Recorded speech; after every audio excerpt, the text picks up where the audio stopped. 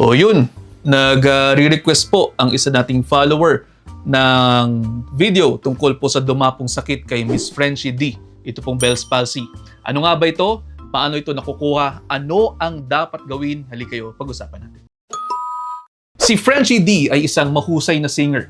Around 2 months ago, nag-post si Ma'am Frenchie na siya ay nakaranas ng Bell palsy sa ikatlong pagkakataon.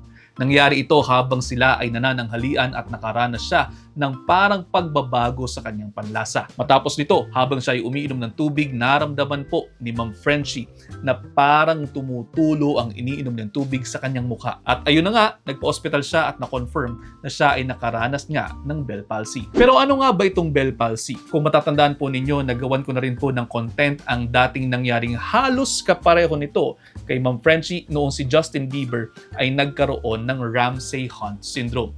Nalagay ko yan dito. O dito. Wala na yung editor ko kasi nilalagay. Ngayon, ang Bell palsy po ay isang kondisyon kung saan nagkakaroon ng biglaang panghina ng muscles ng isang side ng mukha. Kadalasan, short-term lamang po ito at ito po ay mag-i-improve habang dumaraan ang mga araw at mga linggo. Yung muscle weakness na nangyayari dyan, kalahati po ng mukha parang nakadroop. Tapos kapag pinangiti mo, isang side lamang yung humingiti. At yung mata sa affected side, hindi sumasara. Bukod dyan, ang isang tao po na nakararanas ng Bell palsy ay maaari ding makaranas ng paglalaway, pananakit ng area ng jaw o sa likod ng tenga sa affected side, pananakit ng ulo at tulad nga po kay Ma'am Frenchie, ayun na nga, nababawasan ng panlasa. Sa unang tingin, nakakatakot talaga ito dahil maaari po natin na mapagkamalan talagang nasustroke ang isang pasyente. Although kung tutusin talaga natin, meron naman talagang link ang Bell palsy sa stroke. Isa pong mahalagang tingnan sa mga pasyenteng mayroong Bell palsy ay ang kanilang mga mata. Ha?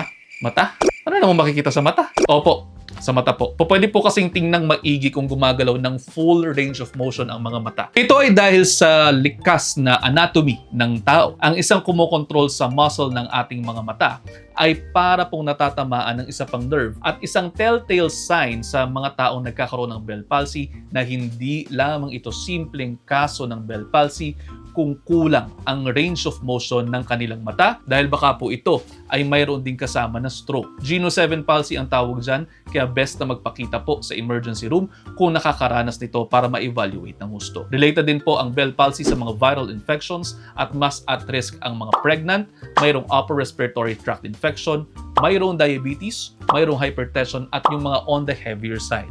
Usually naman po, ito ay gumagaling after ilang weeks pero sa treatment po natin, supportive lamang po tayo. Pwede tayo magbigay ng steroids, pwede po magbigay ng physical therapy at para po sa mga mata, magbibigay tayo ng artificial tears at ite-tape ang mata bago matulog para hindi ito matuyo at para hindi magkaroon ng infeksyon at ulcerations. At ayun, sana po ay may natutunan kayo. Kung mayroon man, pakikilike at share na rin po ng video na ito sa inyong mga kaibigan. Baka sakaling mas marami pa po tayong matulungan.